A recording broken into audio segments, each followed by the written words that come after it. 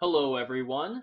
This is the first of three lectures that will help to make up for the January 27th snow day. I hope you all are enjoying that snow day. I think I'm going to plug in the Batman trilogy and work on some stuff here at home. But I also didn't want to lose too much traction with our class. Now, thankfully, I think that chapters 3 and 13 can be covered quite easily in a video lecture. So here are the main points that I want you to be able to take away from chapter 3, listening. So first of all, remember how I talked about that I wanted you to frame these first few lectures as kind of a way to self-inventory your skills, kind of examine where you're at with your communication skills in a professional environment.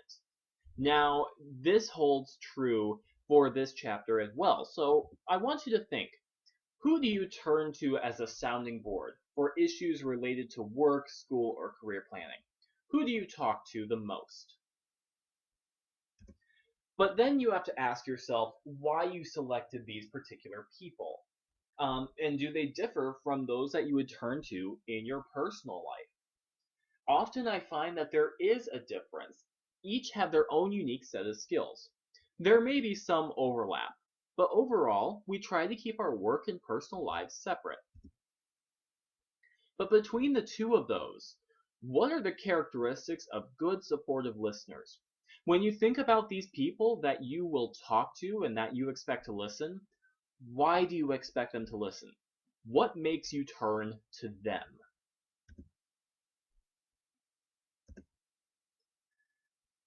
Now, do you think that there is a difference between listening to be supportive and listening for facts, details, and important information?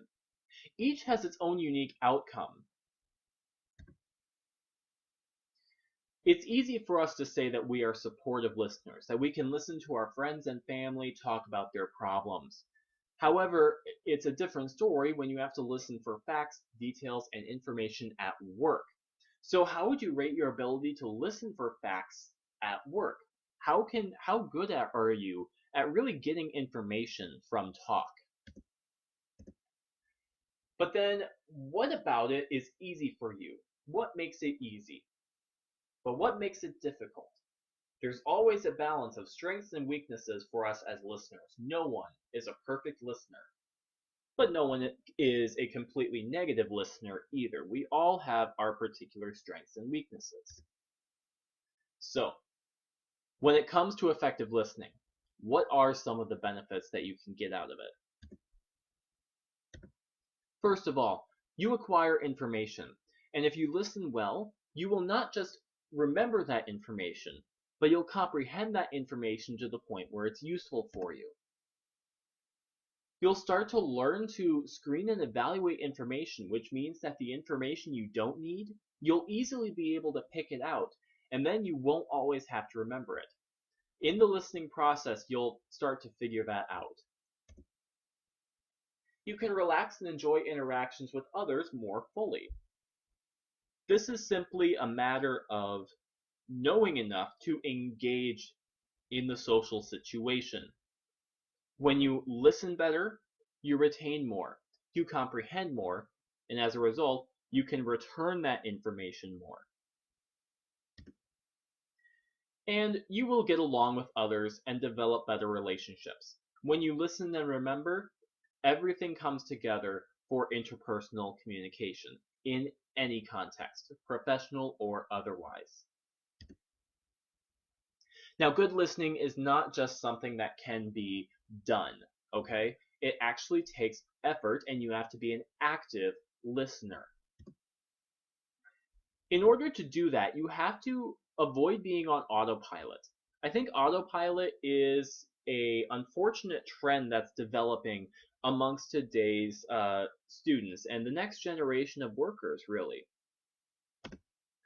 But what that is really is passive listening, hearing the sounds, but not actually listening to what is being said.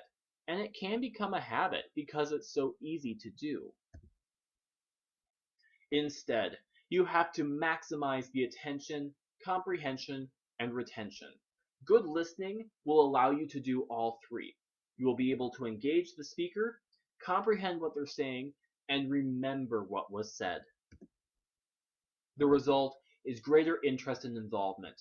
When we know more, we engage more. It's as simple as that. Now, a key part of this is that good listeners often look like they're listening, okay? That really is a key. And here's why.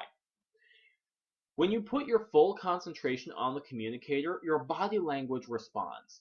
Think about someone that you think is just being a passive listener. They might be resting their head on their hands, they might be slouching. You can tell they're not fully engaged. But someone whose body language indicates that they're receptive is likely listening. Often this results in us using our arms and body in particular ways. So for example, let's think about someone who is listening to you in a public speaking setting, okay? How are they sitting? More than likely they're sitting forward and their arms and body are aligned with yours. So that way it's almost a direct face-to-face interaction. Your body isn't shifted away from you. They're also likely using facial expressions to communicate their interest. Now that could be anything from good strong eye contact, to nodding, to smiling, or to any variety of thinking face, whether that be a slight frown, a furrowed brow, a hand really helping them think, or fidgeting. Sometimes fidgeting does indicate thinking. So, there are many different ways that people non-verbally show that they are listening. Body and face are key parts of that. Now, when the body is engaged, the mind is actually engaged as well. There's a strong connection between what the body feels and does and what the mind feels and does. So if your body says, hey, it's time to listen, it's more likely that your brain will follow along. So what does looking the part do? It encourages and rewards the sender and the source for communicating. We get some intrinsic reward when we feel like people are listening to us, and that encourages us to continue to communicate, and we actually communicate with higher quality than before. However, as I mentioned before, it also contributes to your efforts to be a better listener. When you look the part, your body responds to say, wake up, it's time to listen. The result then is that the brain follows along. Now, one question that many people have when it comes to listening practice is, whose responsibility is it for listening? Now, receivers carry most of the burden. It's true. Receivers are often the most active ones. But senders and receivers both have responsibilities. Sender-receiver reciprocity, a give and take between the two, is critical to effective listening. Senders. When you are sending a message, when you are the one speaking and communicating, you need to understand what you're going to say before you say it.